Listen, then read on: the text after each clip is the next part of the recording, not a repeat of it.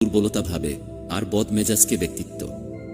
মানুষের তুমি যত বড়ই উপকার করো না কেন, পরবর্তীতে তোমার সামান্য ভুল হলে সেই উপকারের কথা বিন্দুমাত্র মনে রাখবে না।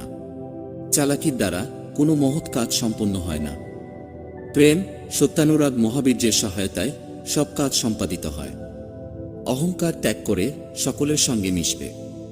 বালকের সরলতা ও গাম্ভীর্যশীল ভাব একসঙ্গে মেশাও। সম্প্রদায় বুদ্ধি ত্যাগ করবে। বৃথা তর্ককে মহাপাপ জ্ঞানে ত্যাগ করবে। যদি জগতে কিছুমাত্র পাপ থাকে, তবে দুর্বলতাই হল সেই পাপ। সকল প্রকার দুর্বলতাকে ঝেড়ে ফেলো। দুর্বলতাই পাপ, দুর্বলতাই মৃত্যু। নিজের উপর প্রবল বিশ্বাস রাখো।